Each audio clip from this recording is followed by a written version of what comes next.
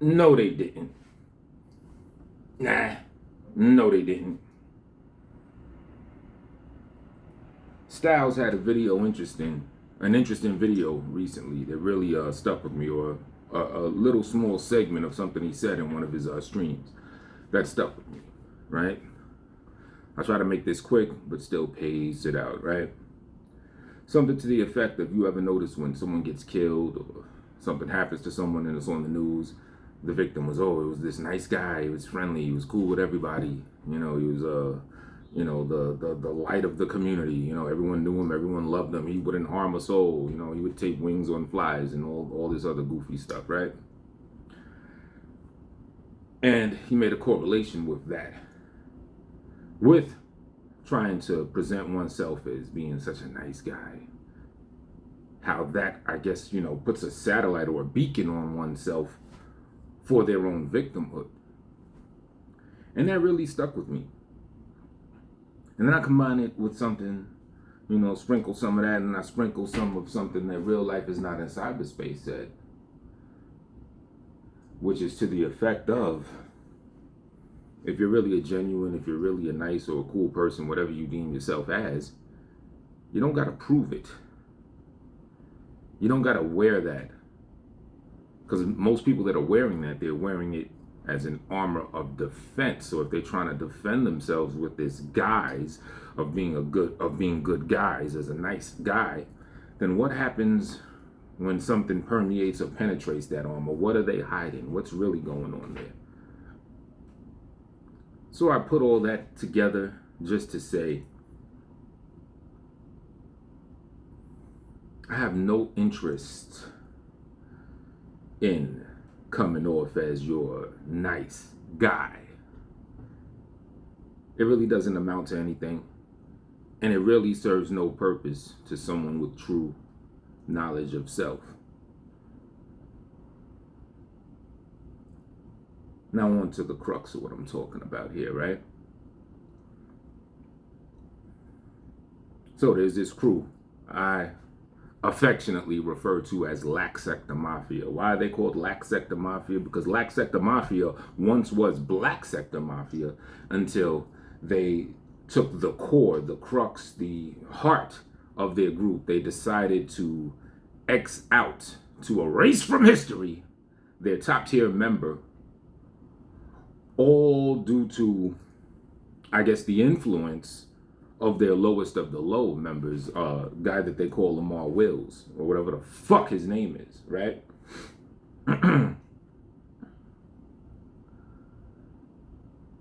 Now, because of that, they're a bunch of hoes. Why are they a bunch of hoes? Well, let's get to who I'm looking at as the top hoe right now. And that's YJ the author, Decepticon. YJ the author, why are you top tier hoe? Because as a lot of people know, YJ is the one that engineers the tracks. He's the one that puts everything together. He takes hours upon hours mixing all of our vocals in. Quite often when he mixes the vocals, Tone Space's vocals will go in that sticky fingers position, the last place. Why? Because I'm the one that owns the tracks more often than not, as evidenced by how he would mix me into probably the vast majority of the tracks, right? So he takes hours upon hours. He does a great job. Oh, and just to clear the air, YJ is not a producer, or if he is a producer, he hasn't shown any production skills or qualities on the projects that we've done. He engineers tracks. He finds beats. He puts it together. He offers certain beats. Maybe you got a couple people that actually really lay down and make beats, and he engineers it today. So let's not get it confused. He's not a producer. Or he hasn't shown himself as a producer on Black Sector Mafia like that. Nah, he's a chump. But one thing hoes are is petty. Now, how petty do you have to be due to a dispute with two people in a group, right? The album's almost done. The second volume of an album is almost done.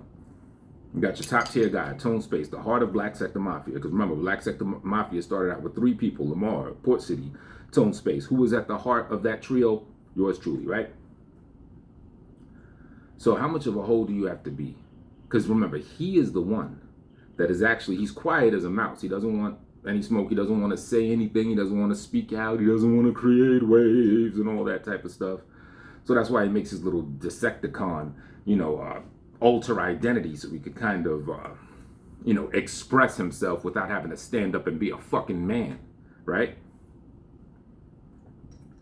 So he is the one that takes the hours upon hours mixing the vocals down. So the album was almost done, right? So this petty little bitch, I guess under the authority of Lamar Wills or whatever, took more hours upon hours, days upon days, weeks upon weeks to try to rewrite history and remove the heart, the soul, the best in the world of their group, take them out of the project, and I don't know, either just make it shorter or put whoever else back in there. Instead of just saying, hey, look, guys, all right, y'all niggas had a dispute, whatever, but what's done is done. Classic material was put down. We're gonna put it out anyway. All right, here going forward on volume 3, Tone Space will not be a part of that because, how could we have a group where two guys are going at odds? Some simple shit that normal people do, the shit that real people would do, right? But no. I mean, we could expect the Lamar Wills idiot to want to X me out of shit, right? Because he's a jealous little stupid ass bitch. But the sheer fact that YJ not only goes along, shrugs his shoulders, okay, but also then takes hours upon hours, days upon days, weeks upon weeks to actually perform the action. He is the one that sits down and effectively is taking me off of stuff. See, that's how he expresses himself. That's how he expresses his aggression in a very passive way. You're a bitch.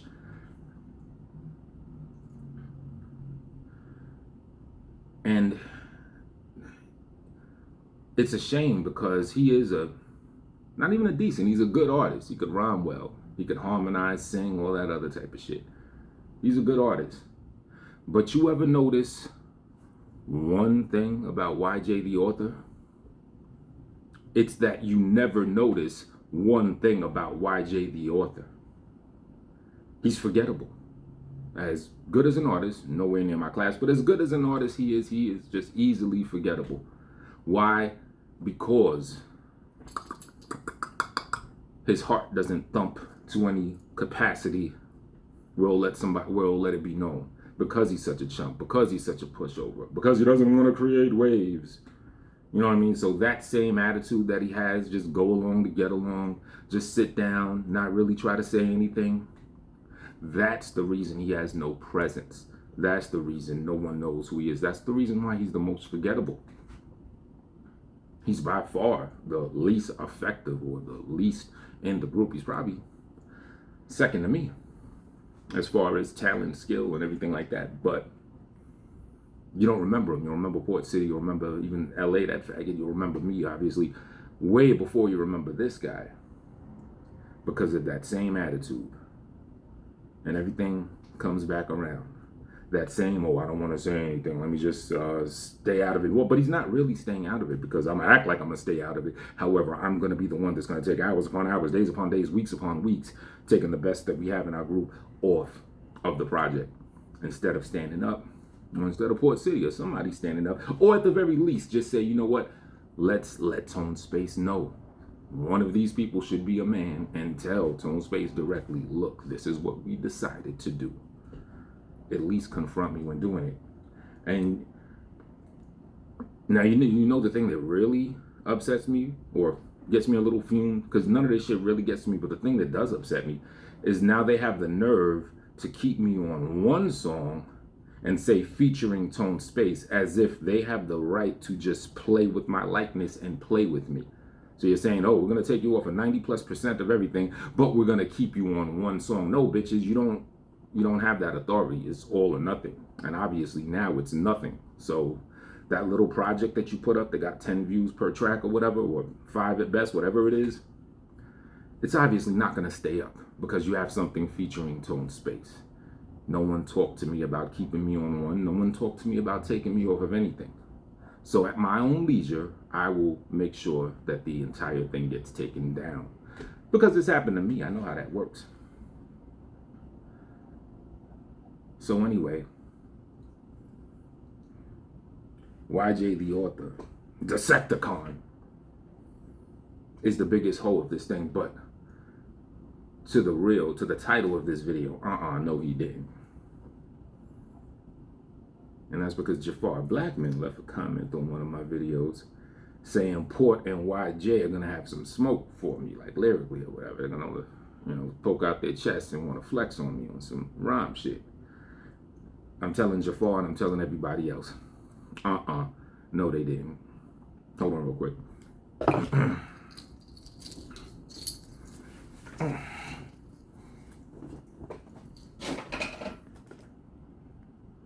All right, relax. I just, I think I ran out of toilet paper. No, they didn't. YJ wouldn't dare flex even the slightest bit of muscle against me on some lyrical, on some artistic shit. Neither would Port City. But let me just make this clear. Out of everybody, I'm a one-man team. I'm better lyrically. I'm better production-wise. I do everything on this thing. I haven't even went to there yet. No samples, all type of shit. Orchestrate things, play tunes out. Just ill with it. I'm a musical genius. None of them.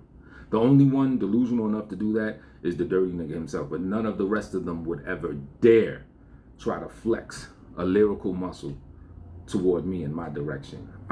No, they didn't.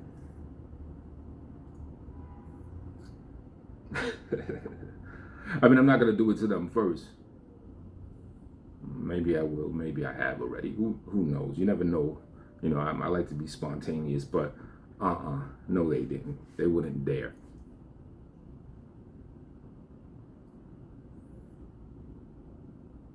And it's a shame that they let the weakest link, the dirtiest nigga. I mean, just imagine, like, even a liaison, a spokesperson for the group, which I was in 2019, back when people were able to tour around places. I wore Black Sector Mafia on my back. All the clubs we went to, we were working on the first project. The songs that we had, I went to the DJ booths, and I didn't even have to flex. I would say, yeah, I flex. I made them niggas play, but everyone was cool, because we were headlining shows already, so it was cool. They made sure that the shit was like played throughout the thing, through basically every venue we went. I think we had completed Die Tonight, so that was like the top tier song. Everyone was playing it, every club we went to. How many days did we do? 6, 12, I forget. I think we did 2 shows, yeah. Yeah, so it was about at least 6 to 8 places that all the venues, they played Black Sector Mafia, you know what I mean? And, had the world not halted to a standstill, I would have remained the liaison, the spokesperson for the group, the face of the group, if you will. Now, is any of these other people going to take my place as the face of the group that is as charismatic enough, that is as, potent enough and has the right kind of energy to be able to speak for the group and potentially acquire a deal of some sort and things like that? Man, what, YJ? Mr. sit on his ass and take people off of music and mum's the word. He's not gonna do it. What, Mr. Dirty Nigga himself? He's too dusty. No, look at him. They're gonna be coughing too much. Now, Port City, he might be able to do it. See, the thing with Port City is I don't even got that much smoke with him. There was a time, a couple months back, he actually did speak up. I mean, it was after I nearly threw a tantrum on the motherfuckers. But, he did speak up. But at the end of the day, he still was on some go along to get along shit. But he may, Port City, he may be able to be a spokesperson to the thing. Could it be as effective as Tone Space? Not by far. By far, no. But if they do have people that speak for them, let Port City be the face of the shit. All you other bozos ain't gonna cut it. No offense to the Boss Blake guy, or I don't even know the other people, I don't know. I'm just speaking on what I know. But no, they didn't. Even Port City won't lift a lyrical finger towards me. He said that he doesn't want smoke with me in a little chat thing that we had. He said, yeah, nah, I ain't trying to see you on some bar for bar type shit, nah. None of them want to see me on the beats. I mean, YJ, he's had a little folder of beats he let people hear. He's not, none of these guys are even near as creative as me. Yeah, none of them want that problem on some lyrical shit. It's not happening. Jafar. The rest of you. No, they didn't.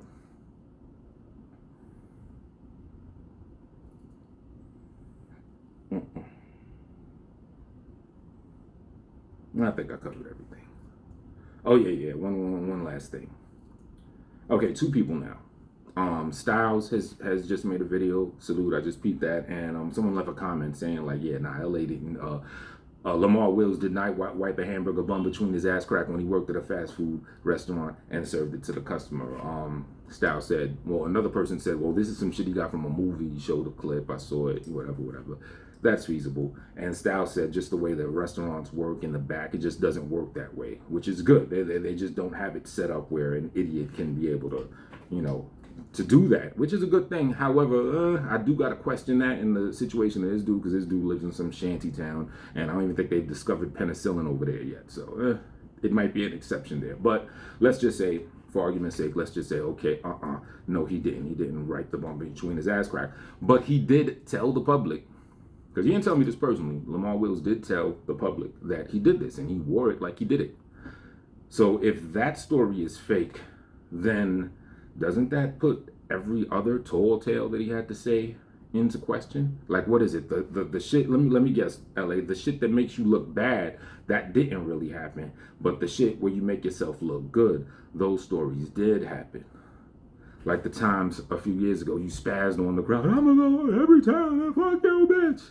What happened? He said that was, he was acting, right? Because he looked bad when he did that. So no, you didn't lose your temper there, you were acting. This thing, you told everyone that you wiped the bum between your ass. You didn't. You made that up. So when you knocked out the boxer, that was real.